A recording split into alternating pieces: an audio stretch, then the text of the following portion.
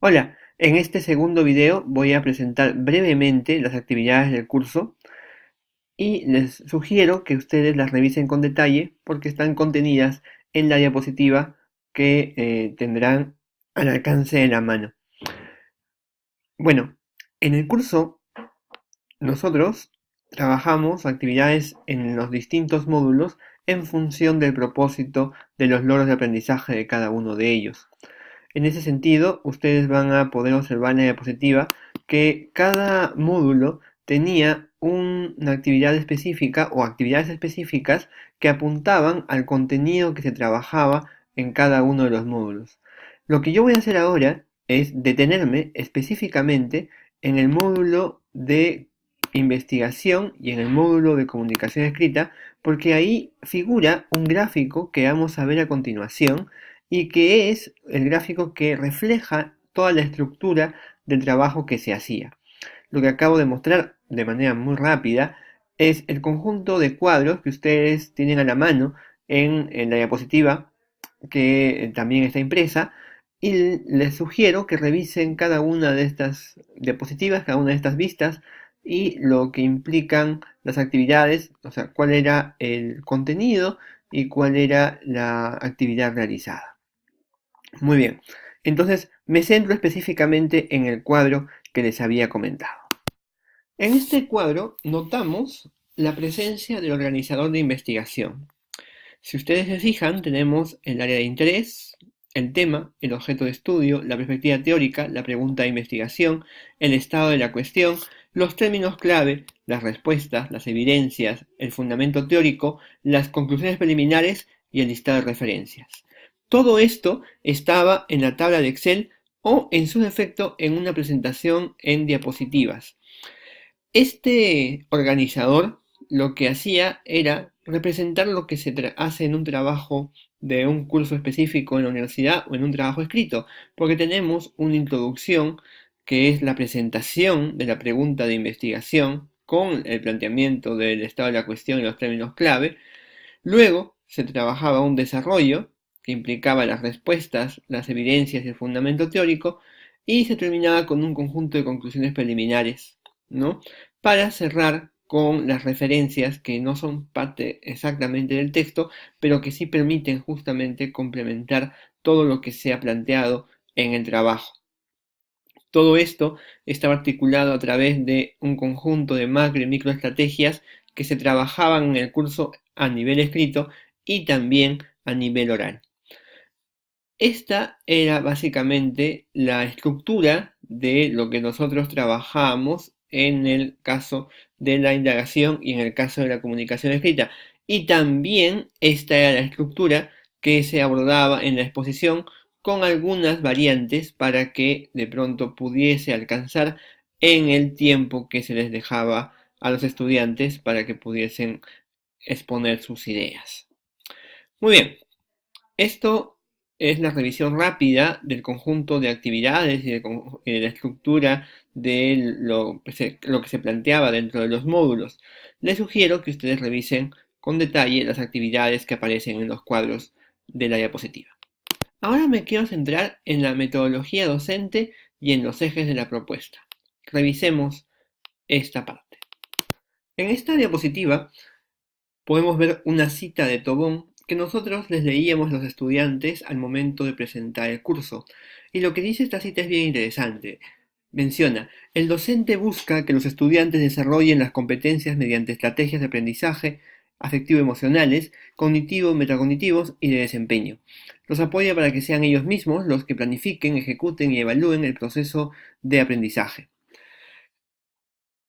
Y los gráficos muestran un proceso que fue todo un reto para nosotros como docentes en la medida en que olvidarse del docente que dicta cátedra y que explica mientras los estudiantes están sentados solamente escuchando y convertirse en el docente que trabaja en equipo junto con sus estudiantes y que construye conocimiento junto con ellos es un proceso bastante complejo y que para nosotros que veníamos de un contexto en el que muchas de nuestras clases fueron en el sistema de cátedra, en el sistema del docente que manejaba un conjunto de conocimientos y que nos exponía para que nosotros pudiésemos captarlos e identificar qué era lo principal y qué había que identificar como lo más importante para el desarrollo de nuestras clases. Entonces, este sistema en el que habíamos estado trabajando nosotros como estudiantes fue difícil de reconfigurar para alguno de nosotros, porque justamente implicaba eh, cambiar, ¿no? la dinámica docente, dejar de lado estas clases más en cátedra y pasar a un estilo distinto, sobre todo porque el curso se trataba de un taller. Era un taller en el que eran ellos los protagonistas, los estudiantes eran los que indagaban y los que debían comunicar. Eso implicaba un cambio en la metodología y en la forma de abordar los temas, justamente en la lógica de lo que está planteando Tobón, a nivel de lo metacognitivo, a nivel de lo cognitivo, a nivel de lo afectivo también, a nivel de lo motivacional. Cómo el alumno se comprometía es una pregunta que nos hicimos y que justamente fue uno de los ejes para guiar todo el curso. La pregunta justamente fundamental fue cómo hacer para que el estudiante que está iniciando su vida universitaria se comprometa en la indagación y en la comunicación de lo que está indagando. ¿Qué es lo que debemos hacer? ¿Qué herramientas debemos utilizar? Y esa pregunta, esa exploración fue bastante interesante en el curso porque justamente no solamente implicaba un diseño, como el que ya les mostré, sino que implicaba la aplicación de una serie de herramientas que algunos de nosotros manejábamos, pero que no tampoco éramos duchos en la materia. Solamente teníamos algunas nociones, habíamos aplicado alguna vez estas estrategias, pero no las habíamos llevado a todo el diseño de un curso completo, que fue lo que hicimos en este espacio. Evidentemente, eso implicaba que como docentes manejáramos un conjunto de metodologías de clase que están en boga hoy en día, pero que implicaban conocimientos, revisión, un cambio de creencias sobre cómo pensábamos que debía ser la educación e implicaba una revisión constante de nuestra forma de trabajar, una autoobservación, ¿no? que nos guiara. Al mismo tiempo, nosotros teníamos un acompañamiento docente, por lo menos en 3 clases, vinieron a observarnos 3 personas distintas para verificar qué es lo que estábamos haciendo, cómo estábamos llevando la clase, cómo estábamos implementando la lógica y las competencias a este curso, y de pronto teníamos una ayuda adicional en esta observación y también en la reflexión que hicimos entre nosotros para, por ejemplo, diseñar las clases, para planificar las actividades que ustedes han visto en las tablas. Entonces, había una serie de discusiones para tomar decisiones, entre ellas, por ejemplo, el caso del tema libre, que fue una discusión muy importante que se dio y que nos orientó justamente para poder darle más libertad, más autonomía al estudiante y que se fundamentó en conocimientos teóricos que habíamos adquirido nosotros antes de dictar el curso. Como ven acá se ven figuras vinculadas con el aprendizaje invertido, ¿no? Con este sistema que implica grabar antes o elaborar antes un material teórico que los alumnos puedan visualizar para que después lleguen a la clase a observar esto y discutirlo. También se contemplaba el aprendizaje basado en proyectos, el aprendizaje basado en problemas, ¿no? Para poder ver cómo orientar el trabajo del estudiante en función de lo que nosotros requeríamos. Sobre todo nos basamos en aprendizaje basado en problemas porque se puede aplicar a clases específicas, a contextos específicos y nos permitía justamente plantearle situaciones reales a los estudiantes para poder resolver situaciones o poder resolver um, un reto en la elaboración de su trabajo académico o en la construcción de su trabajo académico, en la negociación de su trabajo académico, como por ejemplo pasaba con el pitch cuando tenían que hablar con alguien que supuestamente era el editor de una revista y tenían que convencerlo de tener una entrevista mucho más extensa, ¿no? Como ven entonces, estas nuevas metodologías implicaban una reflexión, ¿no? Estas nuevas metodologías colaborativas en las que construíamos entre todos el aprendizaje y en la que todos estábamos aprendiendo, no solamente ellos, sino también nosotros, porque nosotros estábamos adquiriendo experiencia a través de lo que ellos estaban haciendo. Para nosotros era completamente nuevo dictar algo así y de pronto fue una gran experiencia, tanto para ellos como para nosotros, poder construir conocimiento de una manera tan dinámica y tan dialógica, en la que nos tratábamos de una especie de tú a tú, en la que evidentemente nosotros éramos los monitores, pero ellos traían materiales, traían fuentes, traían conocimiento, discutían, tenían opiniones interesantes y podían trabajar entre ellos en función del trabajo que estaban armando y de sus propios intereses. Evidentemente, esto implicaba también manejar una serie de recursos. Aquí están algunos de los recursos informáticos o de los recursos o de las tecnologías de información y comunicación que manejamos. No están absolutamente todos, pero creo que ya son una buena muestra de el conjunto de herramientas en las que nos basamos para poder trabajar.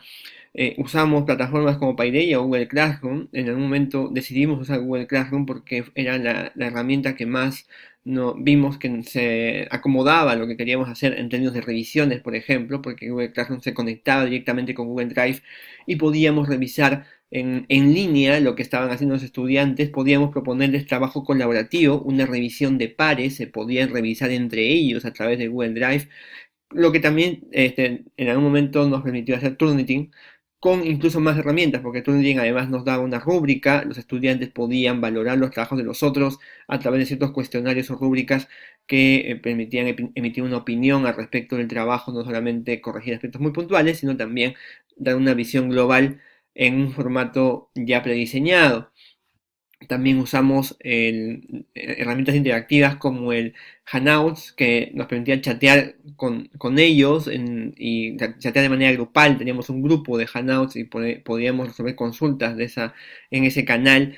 También compartíamos información en en Google porque en este espacio lo que teníamos era la posibilidad de publicar imágenes o de hacer intercambios dinámicos, que también, digamos, lo permite el Google Classroom, pero que en ese sentido es un poquito menos dinámico que el Google Más. Y teníamos también el calendario que agendaba los eventos y nos organizaba en el tiempo, y podíamos utilizar también las encuestas, estos formatos Google para hacer encuestas, para evaluar o para evaluar, no solamente evaluar a los estudiantes, sino que los estudiantes evalúen el curso y que planteen su opinión sobre cómo estaba yendo. O sea, si algo fue importante en este piloto fue que se le preguntó a los estudiantes bastante sobre cómo pensaban que estaba yendo el curso, cómo pensaban que debía redirigirse, y tenían una voz importante dentro del espacio. Como verán, en la parte de presentaciones efectivas aparecen una serie de recursos como el Prezi o el PowerPoint, pero también aparece este recurso que permite hacer páginas web como el Wix o Emails. Y también aparece el icono del programa con el que estoy grabando este video, que es el Screencast-O-Matic, que permitía justamente, que nos permitió en un momento agilizar las clases a través de el planteamiento de teoría antes de empezar la sesión. Como verán, entonces se usaron una serie de herramientas. Me quedo corto en realidad en el conjunto de posibilidades que nos ofrecieron, de todo lo que hicimos, pero las PC, por ejemplo, esta PC2 que les contaba en el primer video, que implicaba que ellos revisaran un texto y que ellos emitían su opinión en un formato, para eso, por ejemplo, se usó el Google Drive, se usó documentos de Google Drive. Entonces, entre todos ellos construían un texto único en el que valoraban un texto de un compañero y en el que planteaban sugerencias, ¿no? Entonces era una práctica grupal en la que uno podía monitorear que en verdad estaban trabajando de manera grupal y que estaban interactuando entre ellos. Y en esa lógica justamente aparecen los ejes, ¿no? O sea, creo que es importante ahorita ir cerrando la presentación hablando de cuál era el eje, cuáles eran los elementos orientadores de la propuesta. Y creo que estos 6 resumen de alguna forma en qué pensábamos siempre que planteamos las actividades. Primero, pensábamos en un docente orientador de los aprendizajes y de las iniciativas de los estudiantes, pero justamente en esa medida era un docente que recogía las iniciativas y las orientaba para potenciarlas. Nunca fue la intención que el docente planteara su iniciativa y que se hiciera en función de lo que el docente quería, sino que más bien se trataba de recoger lo que los estudiantes de recoger lo que les interesaba a los estudiantes y a partir de eso que produjeran su organizador de investigación y que también a partir de eso comunicaran de manera escrita y de manera oral lo que habían hecho en su indagación. Y justamente en función de que esto partía del interés del estudiante, se está hablando de la autonomía y de la motivación que podía sentir el estudiante para poder trabajar un tema de su interés y para tener retos en la sesión que permitían mantener la atención en el curso. O sea, un reto que los hiciera llegar a un estado de flow, de disfrute de lo que estaban haciendo, ¿no? En función también de las tres necesidades básicas que plantean Deci y Ryan y que tal vez probablemente ustedes han discutido en la clase de motivación, lo que implicaba justamente que se sintieran capaces de escribir, que se sintieran capaces de indagar, que se sintieran capaces de hablar y de contar lo que querían indagar y lo que encontraron, también que se sentían capaces de vincularse con los otros a través de sus textos y exposiciones y que en esa vinculación su imagen resultara como más, digamos, que adquirieran una imagen positiva a través de este buen vínculo que lograban con los demás. Y al mismo tiempo estaba el tema de la autonomía, que ellos decidían trabajar un tema de su propio interés y que eso implicaba justamente también, como era algo que les interesaba, los llevaba a con mayor interés todavía seguir indagando, seguir buscando respuestas. Lo que justamente, lo que viene después, el número 3 es una consecuencia de eso, ¿no? Que podían autorregularse, que se sentían autónomos para regular su proceso, para decidir qué es lo que debían hacer para lograr lo que les proponía el curso. Y también el curso siempre se planteó en la lógica del trabajo colaborativo, que justamente los relacionara, que implicara satisfacer esta necesidad de relación, pero también implicaba construir conocimientos juntos en la lógica de lo que plantea Vygotsky o Bandura, ¿no? Que ustedes ya han leído en la maestría o ya los han visto incluso antes de repente, y la lógica era que se pudiese construir esto en colaboración con nosotros, con nosotros como docentes, con los otros estudiantes, y que se construyera un nosotros inclusivo en el que todos colaborábamos y estábamos en esta línea de poder construir conocimiento juntos. Y por eso es importantísimo lo que viene en 5, porque de hecho, el proceso que nosotros seguimos implicaba no solamente las evaluaciones que han visto en el video 1, sino también un proceso continuo de revisar en clases lo que iban haciendo. Porque justamente como se trataba de plantear la teoría antes, de brindarles todos los elementos teóricos en sistema de aprendizaje invertido, se aprovechaba la clase para verificar qué es lo que se había avanzado, para que ellos comprobaran que de pronto estaban avanzando bien, pero no solamente para eso, sino también para comparar entre ellos, para comentar, para emitir opiniones, para que ellos se ayuden entre ellos y yo también pueda ayudarlos, pero en este trabajo colaborativo en el que todos participábamos. Y eso se hacía en clase, se hacía también de manera virtual, por medio de ciertas actividades. Entonces se promovía ese trabajo que no tenía una nota específicamente, pero que se veía reflejado después cuando el estudiante planteaba una entrega individual o también cuando se hacía una entrega grupal, porque justamente ya se había trabajado todo esto previamente y se estaba construyendo en función de un producto, de tres productos que estaban ligados directamente con una sola pregunta de investigación que orientaba todo el trabajo del curso. Y por eso es que esto era continuo, ¿no? O sea, se daba en todo momento. Esto nos llevó a usar una serie de herramientas, los recursos PUC, ¿no?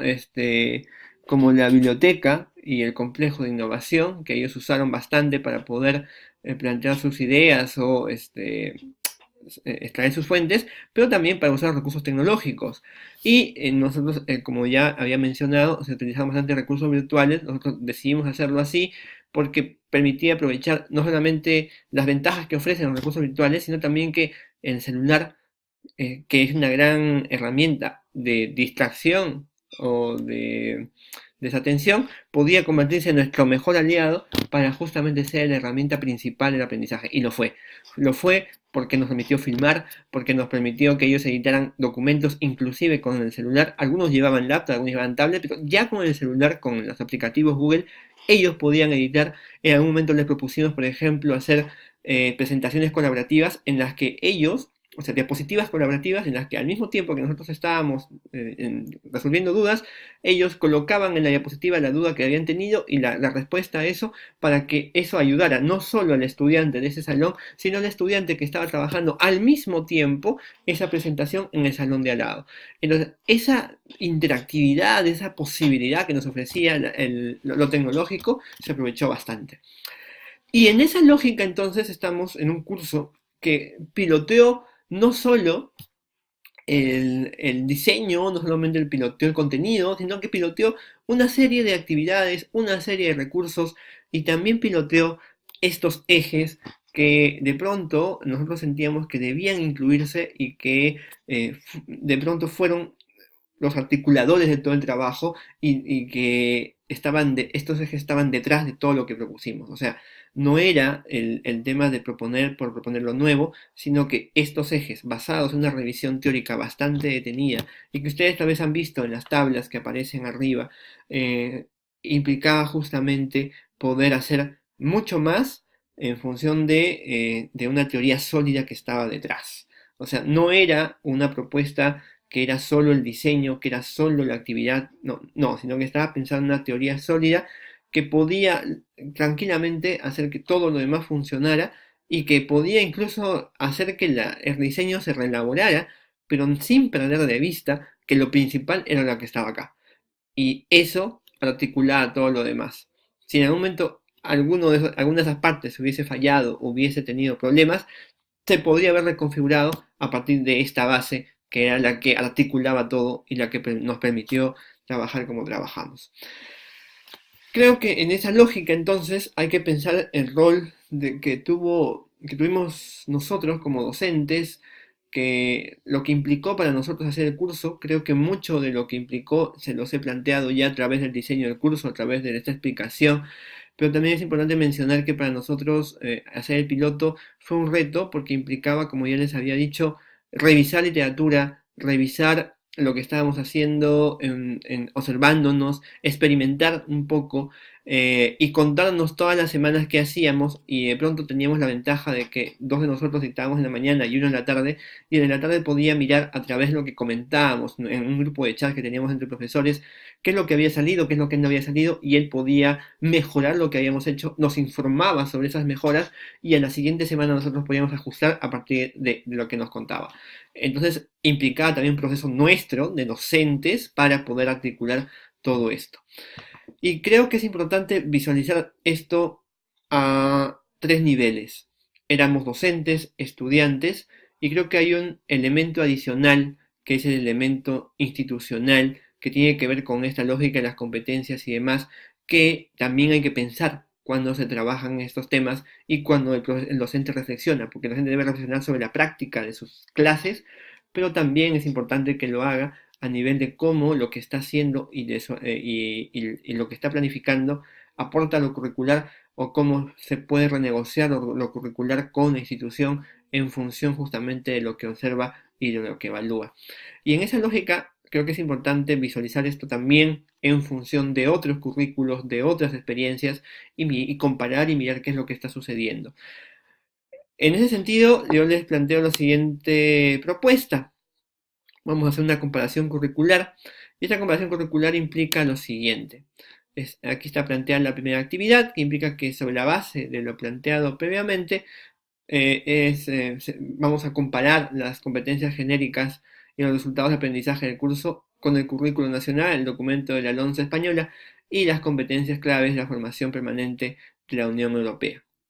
Luego se van a plantear conclusiones sobre los parecidos y las diferencias en términos de logros a alcanzar, y sobre la posibilidad de que este curso pueda lograr lo que proponen esos programas. O sea, ¿este curso habría valido con esos programas? ¿Habría funcionado o no habría funcionado? ¿No? Y hay que registrar por escrito estas conclusiones para que las podamos mirar nosotros en otro espacio y poder devolverles a ustedes qué es lo que nosotros hemos visto a partir de la opinión que ustedes nos puedan brindar. Y la segunda actividad implica responder en grupo las siguientes preguntas y registrarlas también por escrito, ¿no? ¿Creen que la reflexión del docente sobre su práctica cumplió algún rol en la experiencia mostrada? ¿Por qué? ¿No? Acá hay que hacer una pequeña corrección. Un ratito. ¿No? ¿Y qué le sugerirías a estos docentes para que puedan reflexionar, perdón, sobre su curso y abordar su propuesta en términos de un trabajo colegiado? O sea, ¿qué es lo que se le podría sugerir a estos docentes, a nosotros, sobre lo que hicimos? O para que vamos a reflexionar mucho más, o reflexionar de repente, depende, ustedes ven que no se hizo tanto, y abordar esta propuesta en términos de un trabajo colegiado, en términos de un trabajo en el que todos colaboráramos. Muy bien, esto